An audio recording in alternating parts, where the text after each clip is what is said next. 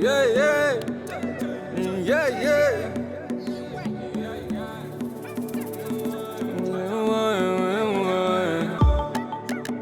Zoitwa, mwanangu zizoendwa. Choita, vese isu totenda. Uti chapebuga, tichivema. Mweya wacho waipa, wakuzarira. Watenderera. Mweya wamomotera.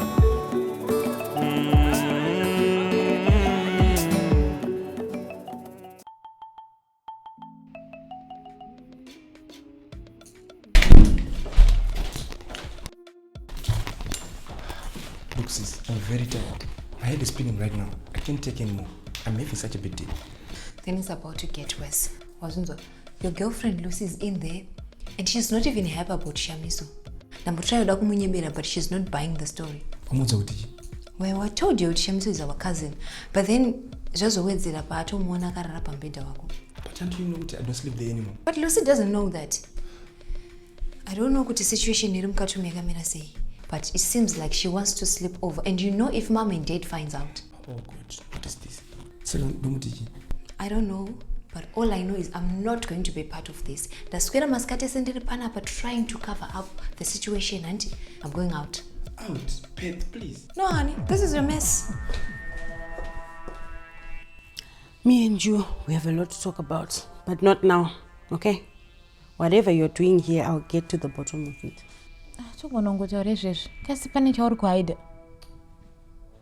Hi. Hey, baby. Daniel. Good night, guys. I'm going out. Bye-bye.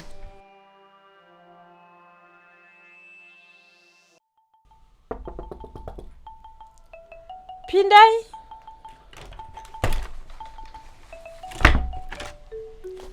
Tutambire. Mtambire kuna mai. Tutambire kashinonaka nai.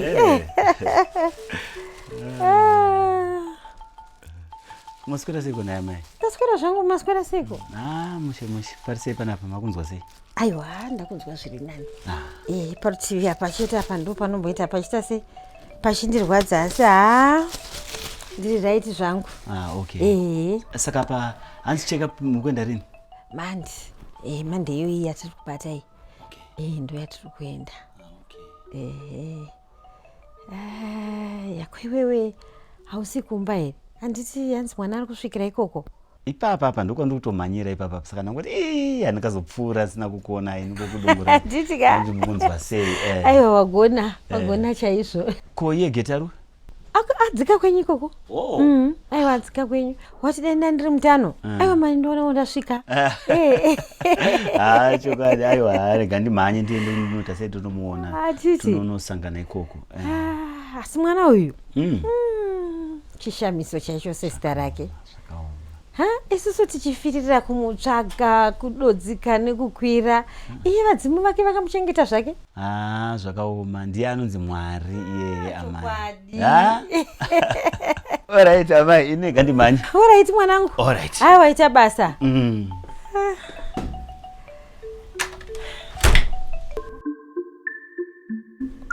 Ichika yenyu bamunini. Pamusoro iyi. Aiwa.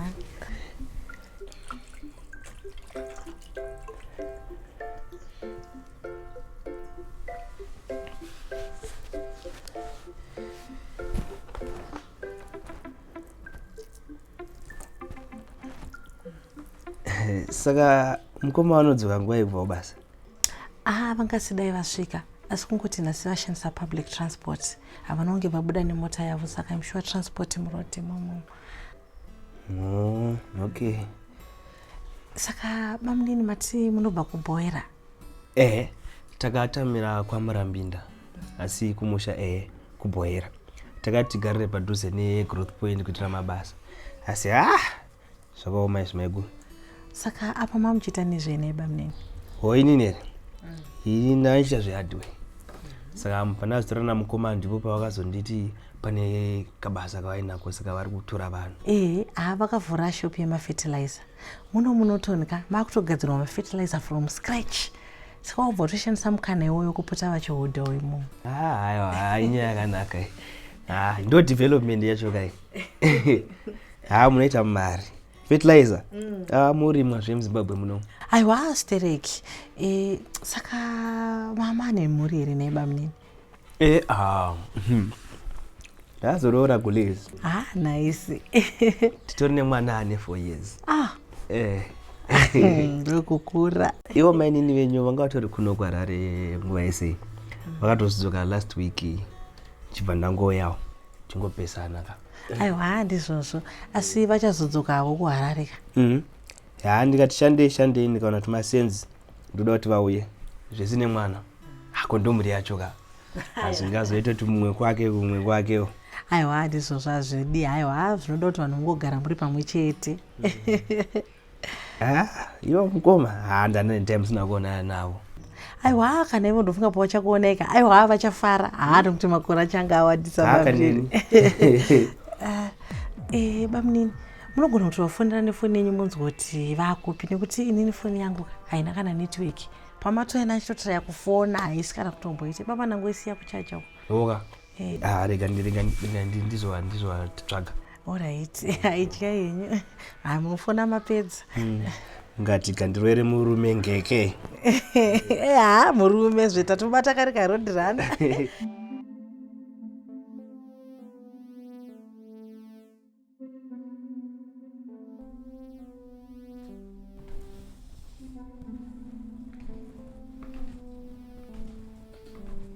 Kweyo uchiri pano?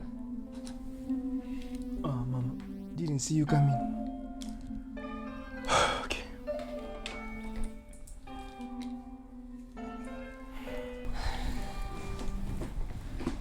Daniel, do you believe that I love you?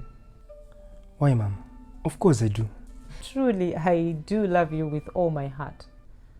You see, son, this Chika mission is not meant to just punish you. No, far from it. This mission is for you to state your authority, to claim your seat at the table. Patafura yeva nonzi varume. And as such, every dealer and tyrant in this country must know and feel your presence. You hear me? Yes, Mom. I know kuti baba wako vanokutyira, but I've always known that when it comes to balls, you have bigger balls than him. Unona takakurera zvakanaka, strong and fearless. Kasi wakutya? Kana sikumbotya. Good. So kubva nhasi, everything that we're going to plan about this mission, you don't tell your father. And we don't keep secrets from family. Ingandi mnodaro one. Yeah, I know. But this one needs us, me and you. You see, this mission needs strong people. And your father and your sister Beth, oh, bless their little heart, they are not strong enough to take over in this business, at least not now. We are the lions. I am the mother lion. And do you know who hunts in the lion clan? Us, the mothers. And I'll make sure that you're well fed and protected. You are a male lion. It means you must fight. Fight to protect your territory, your empire. And I believe in you, son. I will do it, Mom. But please, keep Chishamiso safe. That I'll definitely do. Just make sure you bring that claim back to us. Chika is ours. It belongs to us. I'll see you again. Sure.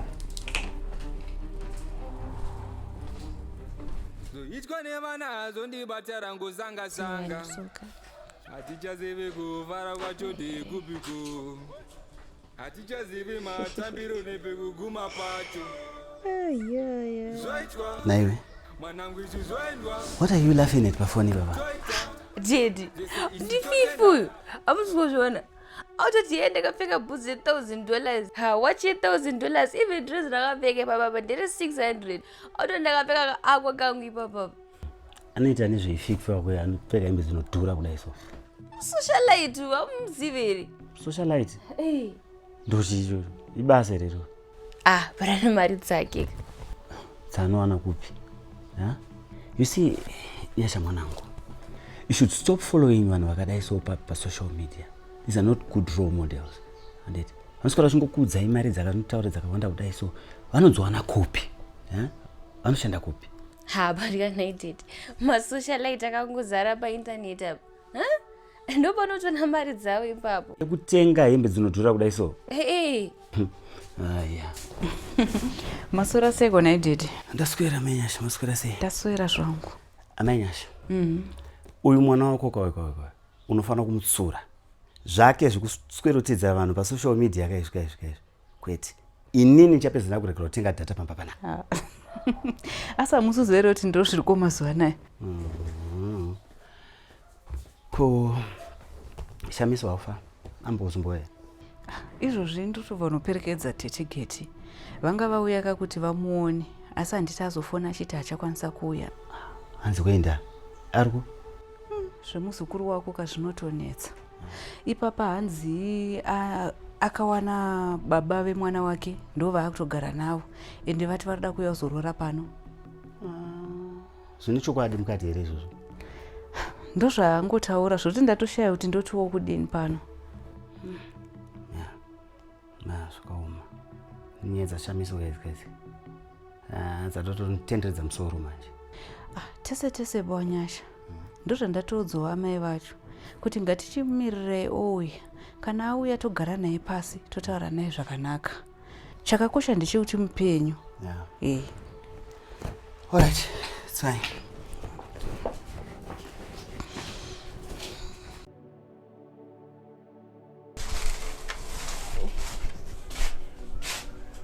Aswera sei mai? What is wrong? Ari Chishamiso. Amino muzukuru wenyu mai kai. Ari ngotaura zvinhu zvakawanda zvinobva zvasiri kutombodzisa kufuna kudzanza ndichauya ikoko. Kana ndimiwo. Nyaya dzidzi ari kutaura. Inini nganga mai muzukuru wenyu. Aiwa bodo. Chishamiso zvotoda atouya achikudzai ari yega nyaya dzake. Chokwadika izvezvi zvaari kutaura hanzi awana muridzi wenhumbu here. Saka ndokwari ende ari kuda kuroora. Kunyaya dzataiudzwa dzese dzidzi naNazebhu. Dzima 6 party. Amai, Chishamiso akangwarisa. Aitonyebera vanhu paye Chishamiso. Ndiri kutokutaurira ika. Aiwa kana ndimiwo amai. Zvinhu zvacho hazvisi kana kubatana. Akati handakati akamitiswa ku6 party. Fine. Kechi2 akaita sei? Akatizira. 3 disappear. And the next thing, awana muridzi wemimba akuda kumuroora. Just like that amai, chirudzi. Inda kutofunga kuti ivaNazebhu ndo vakanyepera mwana kuti akaita zve6 party. Vachida kuti angonzane musikanzwa chiti. Aiwa, muzukuru wenyu ndiye akangwarisa mai kana ndimiwo. Iye munhu wacho ari kudzi ari kuda kumuroora. Asengeri boyfriend yake kai. Anogona kunge ari munhu waaifambidzana naye. Ende unoziva kuti munhu kaudzwa kunzi une mimba unombovhunduka kutya kuti mimba. Asi ozoti aiwa rega nditorechi munhu wangu. Saka pamwe munhu wake. Saka imi amai muri kutoda kuti Chishamiso aroorwe. Kukana ari muridzi wemimba. Chinokonesa chi? Dzacho good news idzi. Aiwa mai hapana good news apa munhu wacho muri kumbomuziva. Aiwa zvoda titange taongorora munhu wacho tamuona isusu. Ko kana dziri hama dzekwababa vake idzi dziri kuita izvi nekuda kweinheritance yemwana. Kuti kudaro here? Vanomuzivira kupi? Amai, ipfuma kai? Inyaya dzemari idzi. You will never know with people. Asi maybe you are right papo. Saka iye Chishamiso wacho nemukomana wake vati vari kuyaringa. Meno. Vanonzi vachafona vachatitaurira mini ikoko. Amen. Rega tione.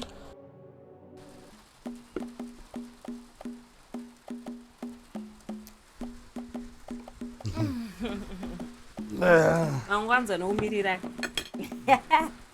Nditobva receiver ko izvo so. Gezo ndana ndipone. Ndiani? Mfana wangu kwa mainina. Munina wa moms. Anza ari padeni. Ari kumba kwako cheko? Hanga akafona ake kuti ari kuya next month but zvonzi vati nasambawo. Saka uri kuenda? Kupi? Handina kwandiri kuenda nezvandakaitwa nemukadzi wewe. Ina handina kwandiri kumhanyira. Baby, udoti muenzi azofungei. Unoti vanhu vese vaziva kuti pane kunetsana kumba kwenyu ikoko. Bebasa uchanda batini. Aiwa love. Kwenda tii tikupinda papi panyaya dzemienzi ari kumba. Tiri kungoti azvizope good picture kumienzi. At least show your face there. Kana uchizopa excuse ka upapo excuse wachase wodzoka. Babe, unomboziva bundura ndiri kunzwa here inini nekuda kwezvakaitwa nemukadzi uyu. In fact, ndakutoda divorce. Hausi wakumhanya. Niita ngombotaura naye. Kutaura naye kuti handina chandichataura nemukadzi uyoyo. I'm done talking with that woman. Zvozodini. Even wakati hausi kuda kutaura naye wakuda divorce, you still need to communicate naye nezvedivorce iroro. Zvinonosvika kupi uchidai? Zvozoita sei? Aiwa baby, you need to go there. Handisi kukurambidza kuuya panapeni, handisi kukurambidza kugara panapeni, but that's not a solution. Right, I know. I will go there tomorrow after work. But in Nasindukurara kunoko. No problem. But please, love, you need to go there. Anditika mangwana. Munopedzerana. Ini ndokona ndadzoka kumusha. Okay. And usaregedza update. No chinfonera chinopa update. Ndenda kumira kunoko. Okay, love. Ndesaka spice cake kaunofarira. Appetizing. Thank you. Aungosuda drink here. Ndatokangana.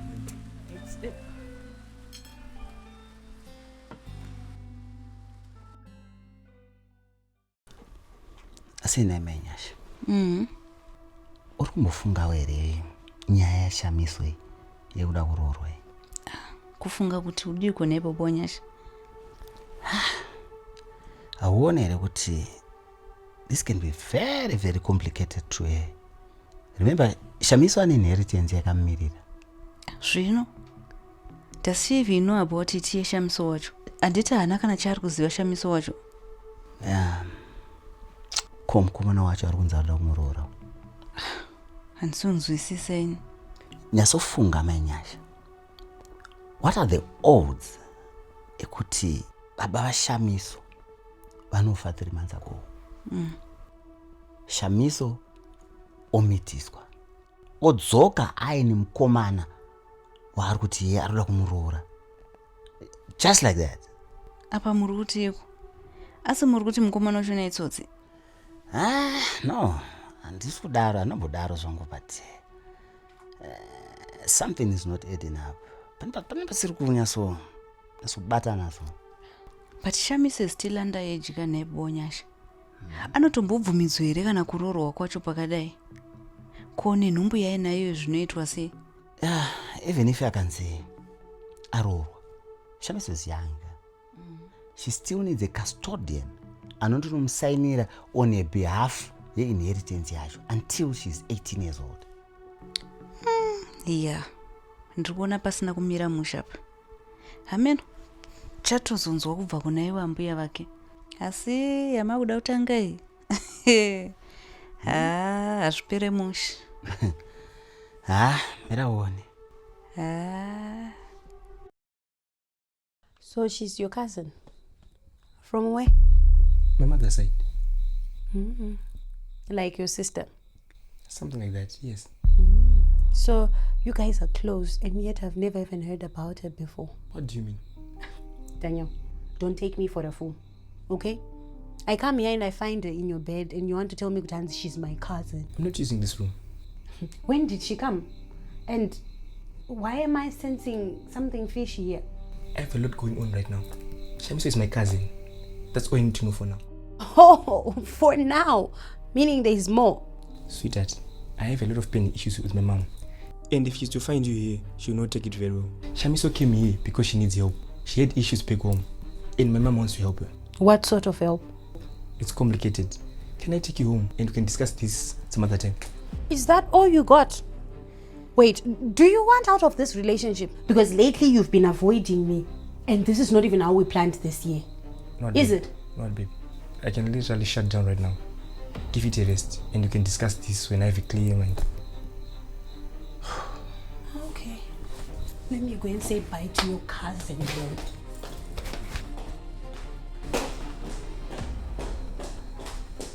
Iwe, Shamiso, whatever this is, I'll get to the bottom of it. Wakasiya waiting when I Eddie when you left that house. Eddie? Ed akasungwa izvezvi ari mujeri nenyaya yako iwewe.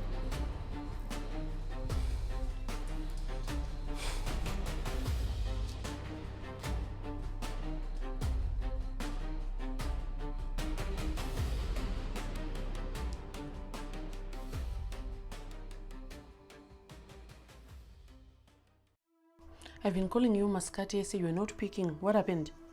Hey, I had a rough day, baby. But I came here straight from work. Are you okay? I'm okay. I'm bored. I'm like a toy. Unongosiya paunenge wada dzinozoita pick up paunenge wangodira futi. You know that is not true.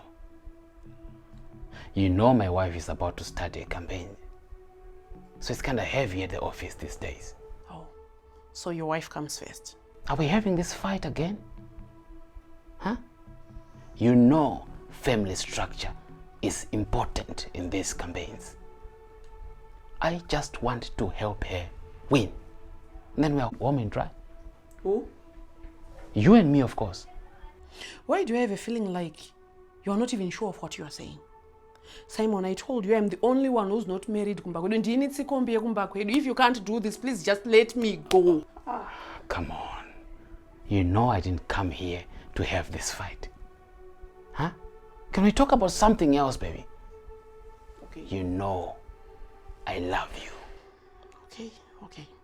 So you are sleeping over, right? You know that is not possible. She's home. Okay, you can go. You can go to your wife. You can go. For all I care, you can go.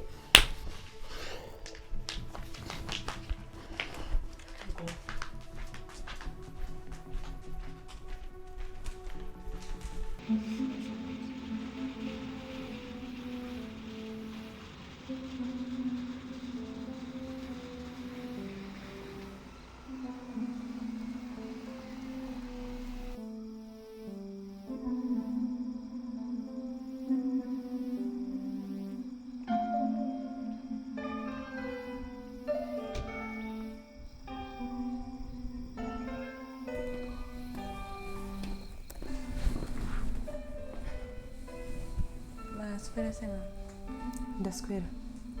Ko, where is everybody else?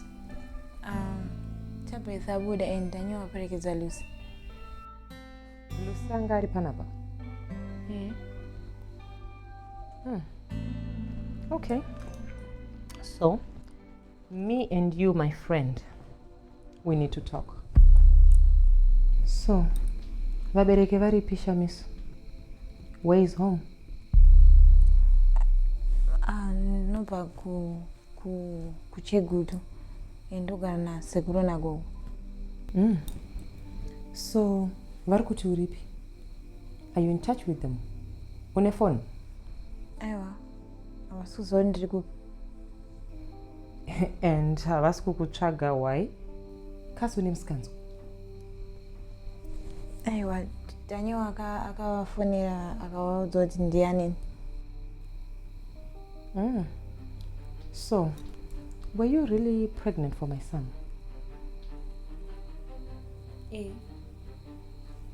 Okay, so what is your plan? Apart from what you two told me about your love, which I'm beginning to doubt. Daniel ati arondirora. And iwewe uda kurorwa naye?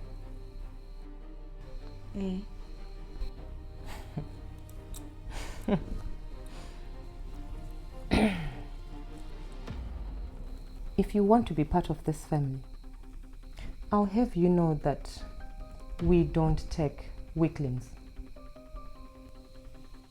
You know, this is a family of lions. And if you don't conform, I'm afraid we won't have room for you here.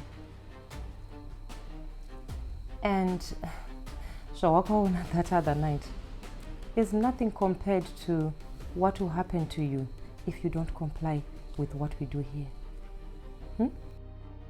I'm sure mukomana wako achanyatsa kutsinangurira zvizere about this family. Okay, ma.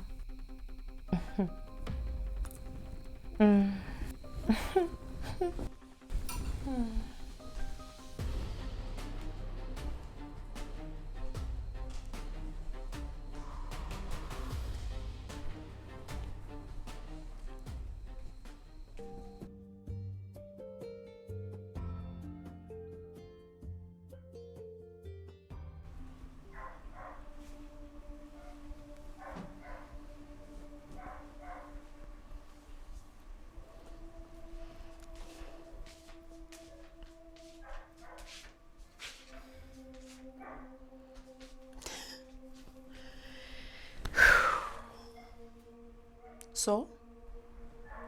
So? Nchiripano? You want me to leave? No, but toda ngoti mungondiso pa position yangu. Because sometimes ndofila unge usina kana basa nini. You know my situation. Even when I got with you, ingandaka kuudza one. Yes, I know you want commitment, but it's something that comes with time. You know, my wife is ruthless, and I wouldn't want anything to happen to you. Okay, so I'm supposed to be scared of you? No, you're just supposed to stay out of your way. I want this to work, baby. But we have to be patient and lay low. Please, give me a little time. I can only give you that if you promise to marry me this year. This year. Then nekundipinza umutuma deals twamunoita chichichi. Yeah. Okay. Deal. So, am I gonna have any food in this house? You can literally have me tonight. Oh.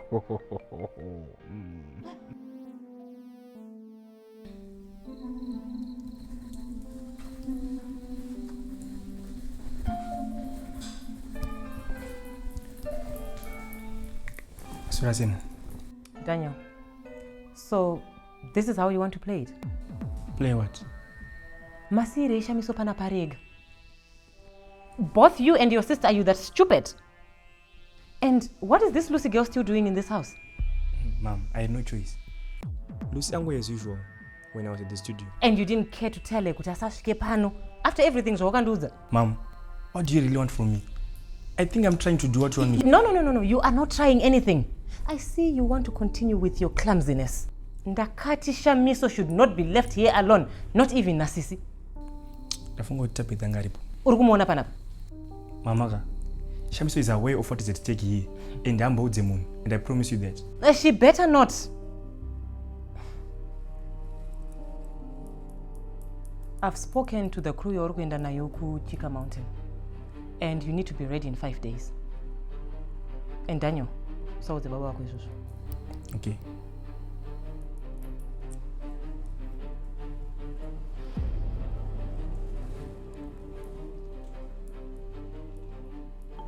Mudzimu ndiringe zvizashoko kuna zamatenga ndoitwa nevanazo ndibata rangosanga-sanga hatichazivi kuvara kwacho ndekupiko hatichazivi matambiro nepekuguma pacho.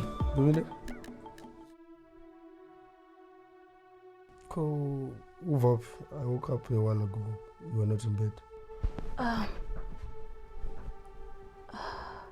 Dandaenda uno kunokumbira bag kumba kwefriend yangu. I need a big bag yekuendesa kumusha. Okay.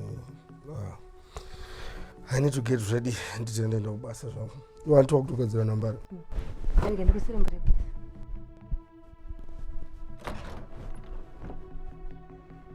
Babe.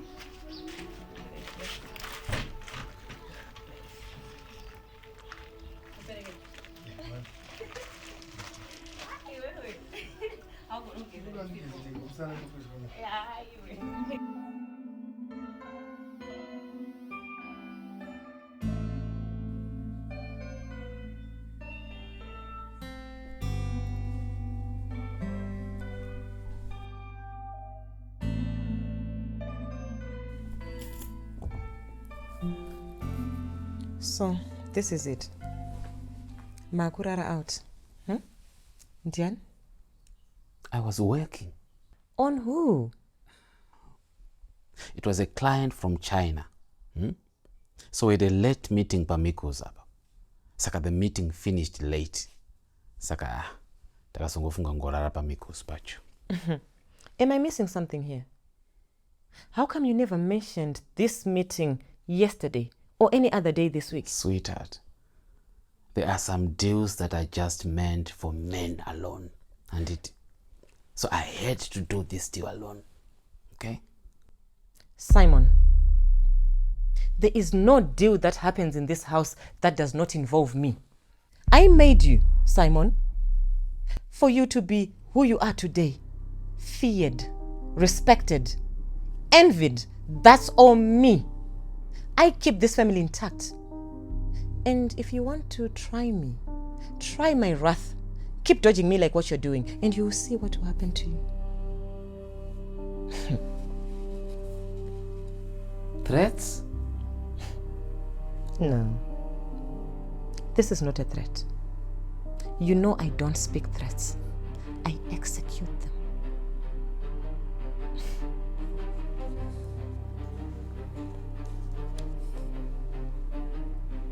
I need to know which when is a tithe married this month. Okay, so baby in the one Okay. We'll find the ball. Alright, terrible sharp.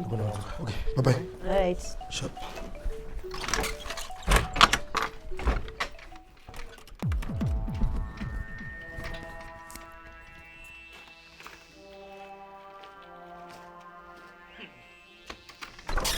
Aya.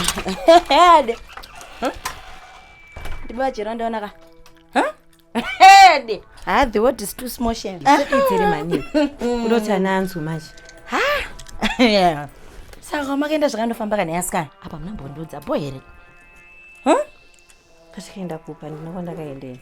Besides babajeri wagara unongosota ingondida kubva kudhara. Sina kana kungofamba mukati. Asikana ka babajeri era asikana pa vanhu vese babajeri. Nechimukadzi chavo chiya. Anyways, iti yari kuita kana chikufambira. Bozvo kuti. Kwana iwe. Kota ini. Ndenomba kwake hanzi akatama. Haufa? Tiny. Iwe tena kenda kumushaka unounzwera kuti mwana wake ari kurwara. Na iwe zvikusiya atovharisa musha kudaro. I'm trying ya namba dzikuita namba dzake idzi. Wazoti chika ina nina yakawanda yandikunyosa ya Tiny nini. Ndakatozonzwa na Kim chinzi akabatiswa mubhedha nestove. Kuti asara akachengeta. Ko nhombo manje. Zvinhombo ndotonzwa nemanager. Ina handina yakawanda yandoziva inini ya Tiny. Anyway, wasvika ndada kutobuda neshamwari. Mai mwana chimbomira zvokubuda izvi. Ndine dhiri baba. Mimi henchuro makandijamba, it's fine, it's okay, I don't care. You are my girls, you know. Dhiri. Eh, tune me in. Rini ma rini 5K. Ha, I am telling you. Kana mbuditsa bheka mai mwana. Aiwa. Kwende zvenyizoswera muchipuwa madhora na baba jira. Aiwa mai mwana tune me in ndikutoda. Ndikutoda zvokutodaro. Don't worry, stedek. Chonta ne client yacho. Aziya, ndoya ndichikuudza, I'll come back to you. Joy. Mommy. Anyways, asikana wasvika ndada kutobuda chai ndikuenda kumusha. Ukwenda kupima kusina naye asikana. Ah, iwewe ka. Okay, basi ntore butsu dzangu. My Jory. Pusha nandi na. Banze. Iwewe. Jory.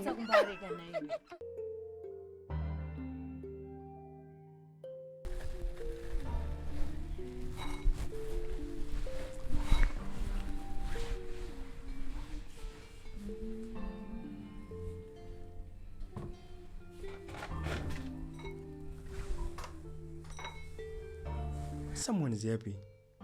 Good morning. Good morning. How are you? I wish I could say better, but I'm not okay. Yeah, I can imagine. So what's the deal now? It looks like I'm shutting down. Even Dangubatina mskana Chishamiso. But na mama. What do I do, sis? Ukona isusuga. As a family tron wasiribo. And this girl, just like Lucy, should be far away from all this mess. What are you thinking? I mean, maybe we can escape her out, make up a plan or something. With all this security. And you know good mama will not take any chances with this matter. It's what you just say. And now you know I now feel exactly the way you felt there. And now I want to leave the business. In fact, I've already told mom that my boyfriend wants to meet the family. Are you serious? That's great news, sis. But do you think this is the right time though? Is there ever a right time? I mean, I just want him to come and meet my family for introduction and then we move on to his family. Does he want to marry you? Yes, he loves meeting. And you? I do. Then that's what matters. I'm happy for you. I'm glad you found someone who makes you believe in something good. You have Lucy. With the way things are going, I don't know for how long.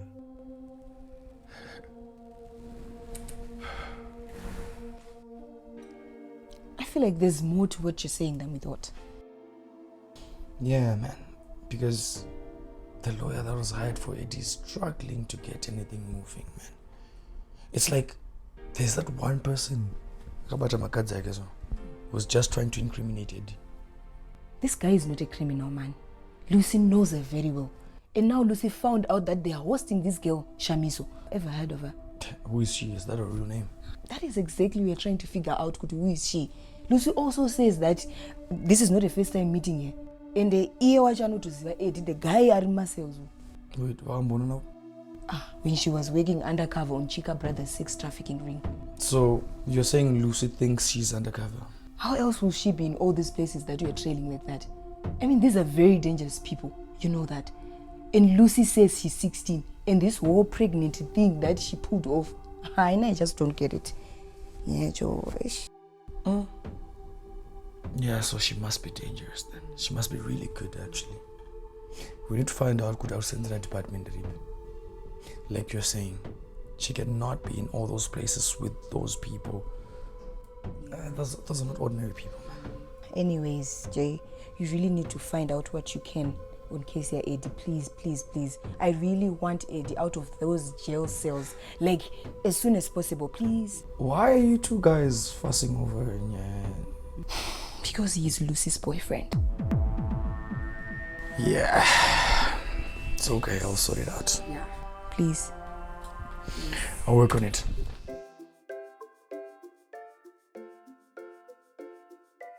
Miranda. Ko ona nchigeza baba bakoningirikini getanzi. Getambo nepressure yakumbomanisana nayo zve2 minutes. Pressure iyi unomtaza kuuya kunokuzogadza nyaya dzake. Fiona ka, a lot has happened ever since we left this place. And ndisi kutombuzwa kuti notangira papo kutsanangurira. Ipapo mwana wageti akashayikwa kudisappear chaiko chaiko asi tombozikana kuti ari kupi. Oti akamwana wageti akashayika. Ane makore manga asanoita zvemadrugs. Akana. Aitenda kuchikoro uyu. Ane 16 years. Anga achitenda kuchikoro uyu form 4. Zviri kunzanza anga ambotizira here.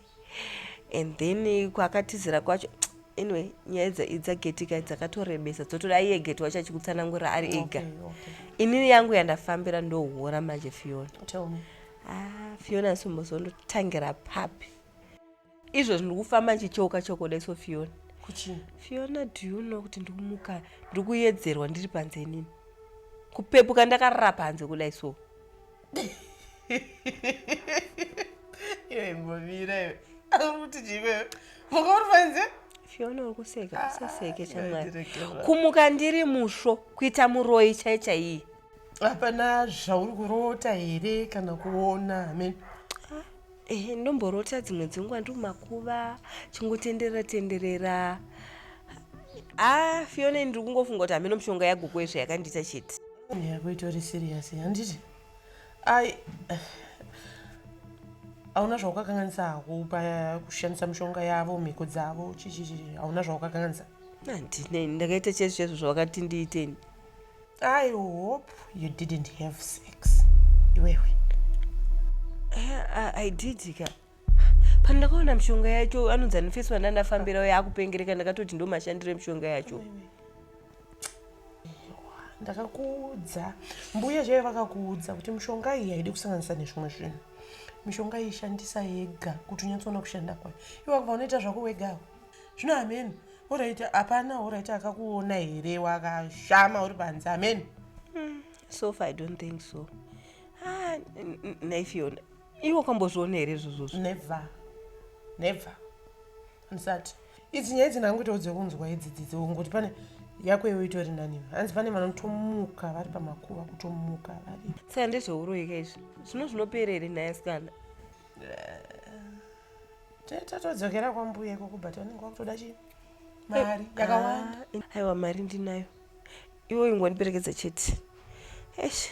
Because my one. It's okay, all right. Skaparge ndi prepare ka. Ndipedzise kuita dress up then tobva tarowa basi. All right, iribo. All right. Do you know kuti the other day mfesi wangu anga aripo ini ndichimuka ndiri panze? Eish. Asura. Aiwa, rega tiende toni. Okay, Chishamiso, apa I want you to be very bold. Unyatotsanangura nyaya yako zvakazara. Anditika? Ehe. Don't forget to say dai pasina Miss Mari. Autozivi kuti ungadai uri kurarama here. Alright. And you can even say you contemplated suicide, Jai. Isn't that too much? No, not at all. The more horrific the story sounds, the better for us. And nezvese zvakaitika izvi musikana wese weage yake would feel like that. I think apa pakuda misodzi. Real tears. Chishamiso, can you cry? Yeah. Good. About your family, you should say they didn't care whether you died or lived, so you ended up destitute. Wakazosangana na Miss Mari uchingofamba wakutofa chaiko, and she helped you and took you in as her own child. And it,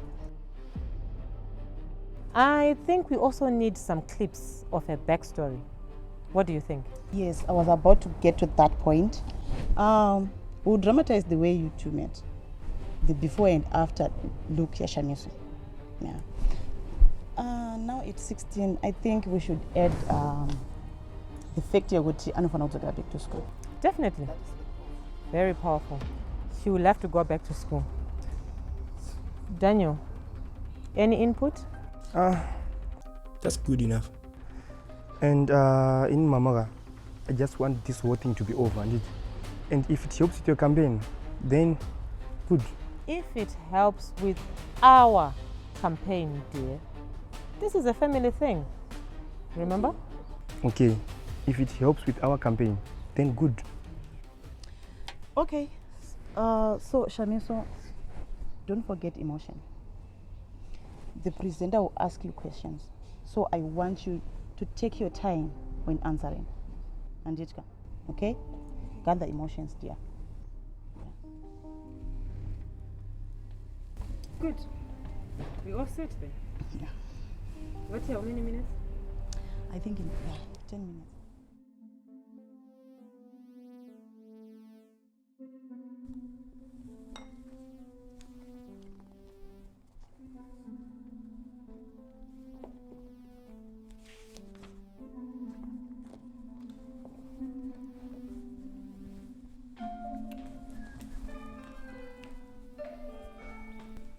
Good morning, Dad. High spirits. This must really be a good morning, huh? How was your night? Good. I missed you. Missed me? Yeah, I mean this moment, me and you talking. Okay. Well, I'm here now. Let's talk. Did Mom tell you about my boyfriend? Which one? Come on. Okay, so he wants to come and see you guys soon. Well, I hope not to marry you the next day. What's wrong with that? Well, you're still my little girl, my little baby girl. So I don't think I'm ready to let you go because you're still my little poochu. But you do know that sooner or later you have to let me go. Well, later is what I'm hoping for. Dad, honestly, I love him, and I'm sure you're going to love him too. I'm not so sure about that. But well, let's meet the boy. He's not a boy. He is a man, a good man. Well then, let's meet the man. And I hope your wife has already set the date, because you know she tends to ignore these kind of things. Yeah, don't worry. I will remind her. Okay, so can I prepare breakfast for you? Yes, ma'am. Sure.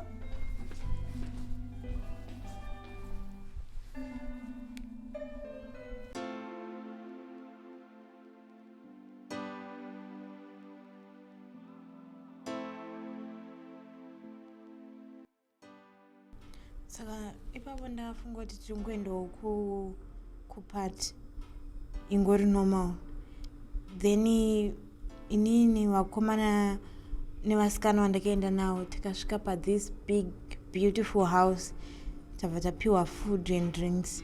Okay, so was there any alcohol? Doro raive riripo zvaro, manormal drinks atinoziva. And drugs?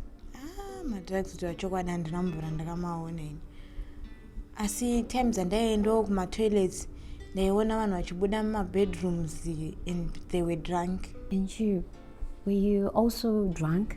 I think so, but ndikutoshamisika kuti why, nekuti ndaingonwa majuice nemapunch. They might have spiked your drinks then. Maybe. Saka iwewe wakazoziva sei kuti you were abused? Did you sleep with anyone you know? Honestly, I don't remember. Chandirongoziva chete ndechoti ndakazopepuka ndiri muroom and I was naked, condoms all over the place. Ndikataya kutsvaga mafriends angu anga ndauya nawo and vangu vakatonoka vese.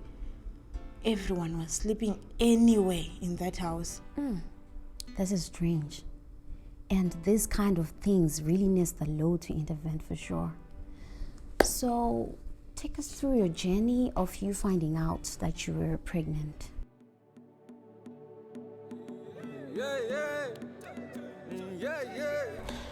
Zvakaoma Lucy, hapana kana chiri kufamba. Takatomboedza naloyo aripo, asi zviri kuita kunge pane vakuru vari kutsimbirira nhau dzebheu. Yeah, Mama, that must be hard. But I know that Eddie is not guilty of this matter. No. Ndakatombotaurawo neshamwari yadhidhi wangu mupurisa achiti kune kwakazara corruption kumusoro ikoko, but tinoiwina chete. Kuti kudaro ndo munamato wangu funge. Future yemwana wangu so yakatokanganisika. Noza Lucy pandakanomuona Ed, moyo wangu wakaita kuenda kure kure. I know it's not easy, but God will make a way. Amen. Ngatingonamate. Amen. Koyo wakambonomuona?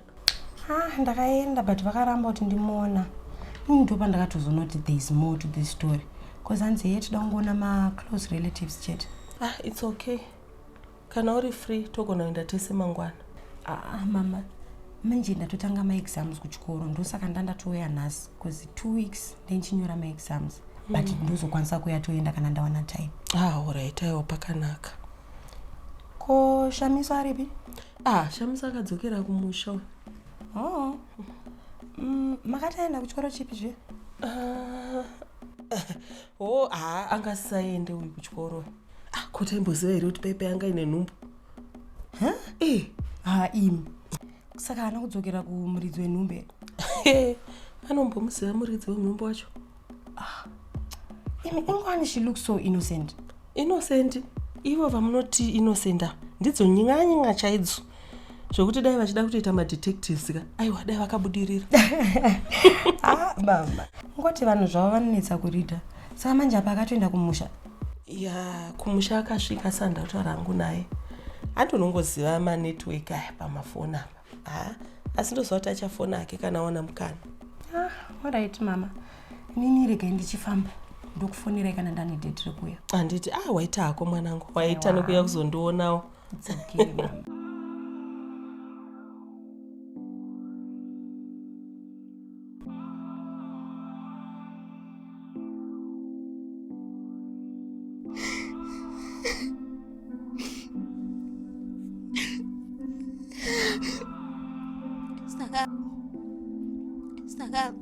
ndakabva ndashaya kwekuenda. Vanhu vekumba kwedu kwachona vakatanga kundiramba, then kwandakatiziswa kwachona ndaisadiwa futi. I suspect kuti vanenge vakatondisira poison mufood yangu because ndakazotanga kurwara kunge ndoda kufa. What a sad story, Chishamiso. Sorry indeed.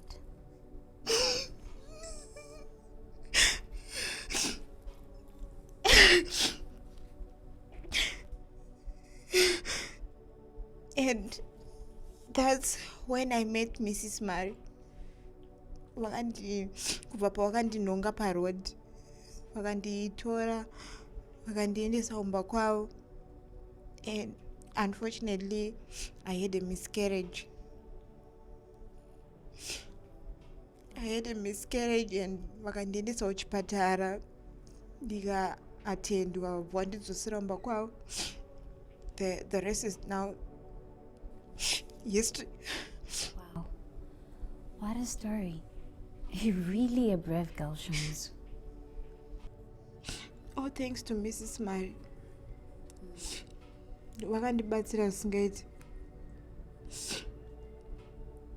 Pasina iwe daenda ndakafa kudhara. I owe her my life. I was suicidal. Life wasn't worth living, but she gave me hope. So, what does the future hold for you? I want to go back to school. I'm sure that is definitely going to happen with Miss Mary here on your side.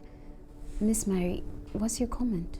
Today is all about Chishamiso here, who is representing Mwanasikana in my community. You see, I just don't want to do this for just one girl, but for all the other young girls who are falling victims to these people, ruining their lives. I want to give hope and a promise to protect all young people in my community. Your story can change too, for the best. Wow, that is excellent. Well, that is Miss Mary for you, our running MP for the Norton constituency. This is Constituency Talk. Do not forget to place your vote for Sylvia Mary. This is for the day. Goodbye. Iwewe, do you understand kuti once wangodzokera kunochinja zvinhu zvimwe zvinhu zvako iwewe zvagara zvakugadzirika zvangobva zvangogara pasi kuwai futi si zvinhu izvo zvide kuvhiringwa. Makatadza kungozvibata 2 minutes chaidzo makamatonzwa kutoti handichanzwe bho. Zvangofanana neminamato chaiyo kumasoro chaiyo hazvina kana musiyana, hazvisanganiswi. Fiona, ndakaona kamufesi wacho akupengereka ndakatofunga kuti ndokuchada kwemishonga yacho.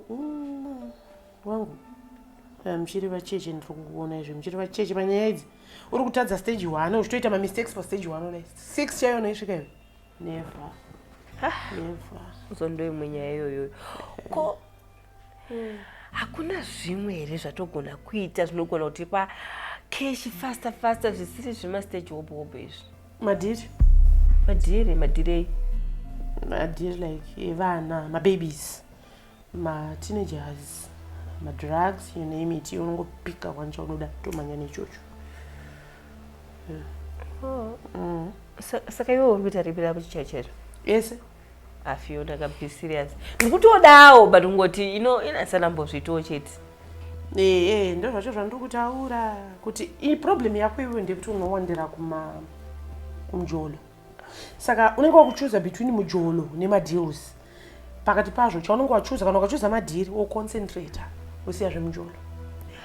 Yes. Uzoti mujolo wacho wagara kutongoneswa futi vanenge vari varume vavanhu ava saka madhiri bo. Are you sure? Saka unenge wakutoenda unobikwa. Kubikwa? Iwe unogaya kuti vanhu vese vanosangana navo murodhu mumo vanoita madhiri murodhu mumo unofunga kuti vanenge vakazora vasiri nenivia. No. Vanhu vakabikwa chaicho kuti papolisi chaipo polisi inogona kumushaya. Anotsimbiswa so zvokuti zvinhu zvake zvese zvinozvifamba. Saka iwe you choose kana usingade tosiyana nazvo. pauri asi mari inobva yatonyatsotanga kunyatsouya fast iye wakanditarisa. So what do you think? Saka bo rege ndifonere gate ndinzwa kuti ari kudowere madhiri acho newayo kuti watatongodai. Yeah, no problem. Apa une makuita bag riya kuona kuti apa munhu ari kumunhuhwirira mari. Yeah, mosiyana ndomaboyfriend wenyu mutono notisina kana sendi. I think ndingatoida idea. Saka bo zvimastage izvi one ndozotifunda tanza kubata stage 1. Alright, iribo.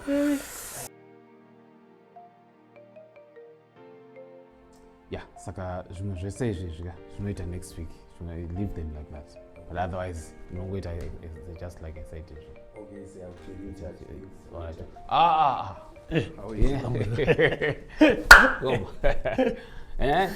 Hey. Yeah. To what do I owe this surprise visit? It's not a surprise visit, no. Ivi, since ndikufonera iwe unokupika phone yangu. Unzwa? Dai wapika phone yangu wakanitarisira kuti ngada ndiri pano. Aiwa, mkoma munoziva kungowandirwa nebasa, kungoita busy batikana chii. Ndosaka ndangouya ndangoita pop in. Anyway. Makadiwo mkoma. Ndinofara. How is life treating you these days? Zvemazvese munoona. I think it makes you happy to see me like this. Happy? Yeah. Seeing you like what? Inga, you look well one mkoma. Sure? Yeah. Babudini. Ndisikugara. Ndauya kuzokuudza kuti kumusha uku kune dare ririko. Saka tiri kudiwa semhuri tese. Tete Mangena ndinenge ndinavo nezuro, saka vakataura kuti vachabatana nesu kuenda. Matare echiko mukoma. You know ina handiti zvematare ini. Ndava sei usingati zvematare ivo? Iwe uchinyazoziva kuti mumusha medu mune chivanhu chinoda kugadziriswa. Bamnini handikuudzi. Kubva pakafa baba iwoyo wakatanga kungozvibvisa mukati mehama iwe. Takatanga kuzvibvisa? Yeah. Kana kuti ndimi makandipuma uri? Hamuzivi maiti imimi zvinhu zvangu ndindoita zvinhu zvenyu zvese zvitadza kufamba imi. Hamuzirivi? Iwe wakapamwa nani uro iwe? Munoona, rega ndikuudze chokwadi. Hausiri iwe wakazvitanga iwe nemukadzi wako. Pandakataura kuti izvoni musha muda kugadzirwa. Hauziri musha medu kuti muda kugadzirwa chivanhu. Nhasi nowakuti takakupuma uro. Wapumwa nani? Manje neni mukoma ka. Inini I'm very busy. Iyo manje so my wife is going to be starting a campaign. Saka time chaiyo ka inini handiiwani. Unoona munun'una. Kumusha kwarudiwa just for 2 days. Just for 2 days. Utauri kuti you're busy. Sadaro munun'una. Iwo unogona kusina kana maproblems awo inawo. But isusu vamwe wako tinawo. Wadi ngoti tinogara pasi nyama tosangana pamwe chete. Zvimwe isusu tingabatsirikana. Unobveiko ukauya kumusha? Ngomaka. Inini iye zvinezvi handina mhinduro yandokwanisa kukupai. Ndofunga maona pamatosvika kuti mautowana nditova pabasa. Nditori pabasa izvo. Oh. Yeah. Saka hai. Sure. Yeah.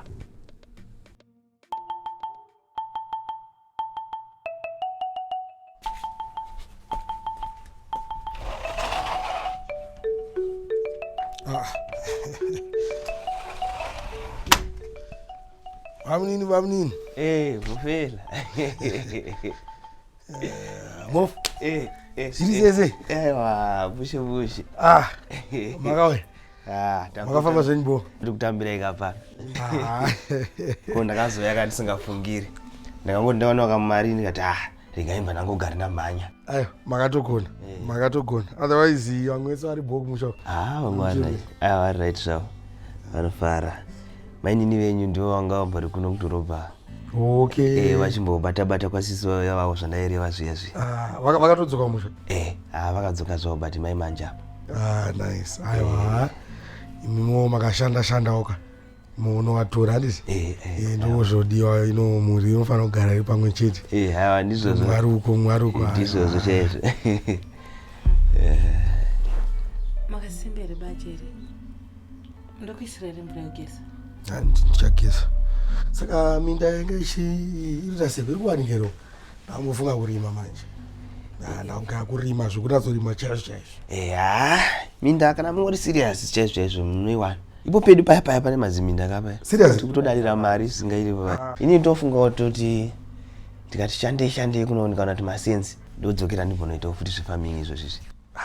tokona kuti partnership kana neibamingi totorova partnership torova minda chaizvo chaizvo kuona kuti varungu vaitora mari yakawanda kwemakore hobho isitakati da zvikuya mutaundi manje so chiona manje so ayo tofanira kuti tirove madhiri acho kumunda kwaane mari mari chaiyo chaiyo. Okay, so apa you need to choose wanongo uchida iwewe then getikana auya anongo tijoina ipapo. Okay. Usandauya kuti iwe undiudzowo kuti zvinonyatsofamba ndezvipi? Teenagers for good times. Ndoipiwe. Right. Tinotora ma-teenagers anditi tosupply ma-teenagers kuma-clients edu madharadhara zvine mari chichichichi togona kutora ma-teenagers ayaya toenda nawo kunzvimbo dzakaita sekariba maboat cruise chichichichichi topa ma-clients edu vana vaya then towana chi towana mari. Okay, ko zvimwe ndezvipi? Babies yeah vana vacheche pane kune vanhu vaitotengesera kune vanhu vanenge vanotenga vana vaiva vana vacheche chaivo vana vacheche like adoption. Exactly, adoption iyoyo andinoza kune vakadzi vaya vai vekuti vanenge vasingaite nhumbu kana kuti havadi nhumbu here ivavo vanoita zvekutenga vana totora vana ivavo tovatengesera vana ivavo everyone is happy. Okay, zvivana vacheche zvika friend yangu yakambondiudza but I didn't understand it because zvinhu zvinyowanikwa ndii. Saka vana vacho tinochivaona kupi? Alright, izvozvo ndo zvatinoita kuronga on a bigger scale handiti. Pane vanhu vaya vakaita sevasikana vaya kuti anogona kunge akarepewa kana vaya vakamitiswa vari under age vaya vangachinzi havachade vana totora vana ivavo totengesana naivo all kutopinda muzvipatara toita madhiri nemanesi totorera vanhu vanavo vakarara. Muchipatara chaimo? Muchipatara. Kanti ndo mabigger deals acho wakati uri kudaira ndo zvandiri kutaura. Tiona mahospitals chaiwo. Exactly, mahospital chaimo geli topinda mahospital imomomo. Anti ndo mabigger deals acho kamukati muri kudaya. Just that ansarambozviita saka that's why uri kuda kubikwa iwewe wobikwa wobviswa wonyatsopiwa kachivhindi kaya kekuti even iwewe ukasangana nepolisi yechitorotoro haungobatwi zveya zvechitorotoro unonge utori safe and waiziya relax.